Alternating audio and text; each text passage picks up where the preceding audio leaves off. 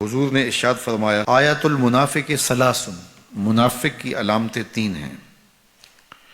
جس شخص کے اندر یہ علامات ہوں تو وہ اس نیت سے سنیں کہ آج ابھی اسی وقت میں یہ مصمم عزم کرتا ہوں کہ اپنے سے کھرچ دوں گا ان چیزوں کو، اور اپنے من کو، اپنے اندر کو، اپنے باطن کو ان غلاظتوں سے پاک کروں گا۔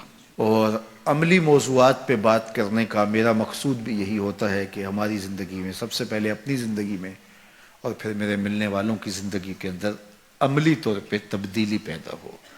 تو اس نیت کے ساتھ جب آپ سنیں گے تو اللہ برکت کرے گا۔ تو سنیے رسول رحمت نے ارشاد فرمایا صلی اللہ علیہ وآلہ وسلم نے کہ منافق کی نشانیاں تین ہیں۔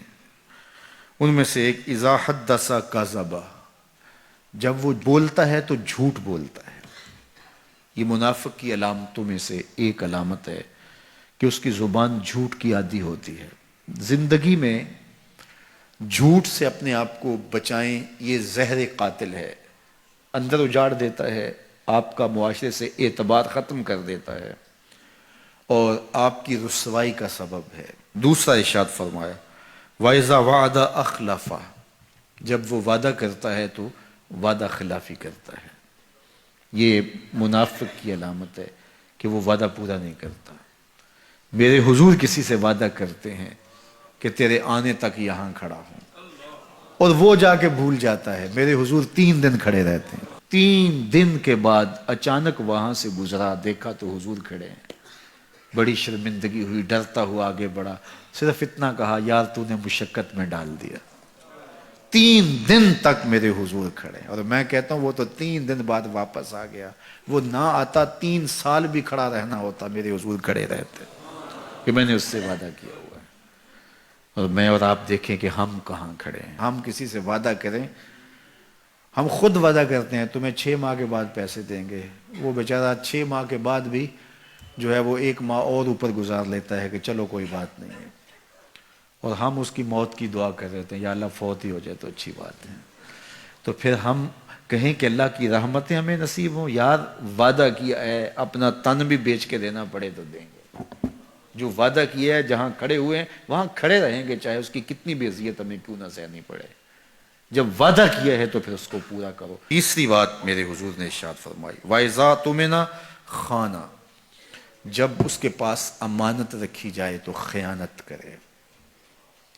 اس کے پاس پیسے رکھے جائیں، دولت رکھی جائے، کوئی زمین اس کے نام کوئی کر دے کسی وجہ سے، کوئی اور اس کے پاس امانت رکھ دے تو وہ اس میں خیانت نہ کرے، بلکہ آپ کے پاس کوئی بات امانت رکھی جائے تو اس کو بھی جو ہے وہ لوگوں تک نشر نہ کرے۔ تمہارے کان میں اگر کوئی بات کرے تو وہ امانت ہے، جب وہ بات کر رہا ہو تو دائیں بائیں دیکھ رہا ہو، تو پھر اس کا مطلب یہ ہے کہ وہ یہ چاہ رہا ہے کہ یہ بات کوئی اور نہ سنے، تو پھر صاحب امانت کو چاہیے کہ کوئی اور نہ سنے۔ یہ امانت ہے اور اس امانت کو پورا کیا جائے۔ اور چوتھی علامت یہ ارشاد فرمائی منافق جب کسی سے لڑ پڑتا ہے تو گالیاں دیتا ہے۔ ہمارے دین نے ہمیں گالی دینے سے روکا ہے۔ اپنی زبان کی پاکیزگی اور اپنی زبان کی طہارت کا سامان کیجیے۔ آپ کسی بھی حالت میں ہوں، آپ کے اوپر کوئی کتنی بھی زیادتی کر رہا ہو، آپ کو کوئی تھپڑ بھی مار رہا ہو، تو آپ اس کا مقابلہ ضرور کریں، لیکن آپ کی زبان گندی نہیں ہونی چاہیے۔ یہ غصے کے وقت ہی تو انسان کا پتہ چلتا ہے۔ ظفر اسے آدمی نہ جانیے چاہے جتنا بھی ہو صاحب فہم و ذکا، جسے عیش میں یاد خدا نہ رہی، جسے تیش میں خوف خدا نہ رہا۔ عیش کی زندگی ہو یا تیش کی زندگی، خوشی کا مرحلہ ہو یا مرحلہ غم ہو، آپ دیکھو نارمل زندگی کے اندر تو آپ معتدل ہوں گے ہی ہوں گے، لیکن جب آپ کا بیلنس خراب ہوتا ہے خوشیوں کے وفور کی وجہ سے، اس وقت پتہ چلے گا۔ یہ ہے انسان کا امتحان، یہ ہے انسان کی آزمائش۔ منافق کی علامت بتائی گئی وَإِذَا خَاصَمَ فَجَرَ، جب وہ کسی سے لڑائی کرتا ہے تو پھر گالیاں بکنا شروع کر دیتا ہے۔ یہ منافقوں کی علامات میں سے ایک علامت ہے، جب وہ لڑتا ہے تو گالیاں بکتا ہے، جھوٹ بولتا ہے، امانت میں خیانت کرتا ہے، اور عہد کرے تو اس کی پاسبانی نہیں کرتا۔ اللہ ہمیں عہد کی پاسبانی کی توفیق دے۔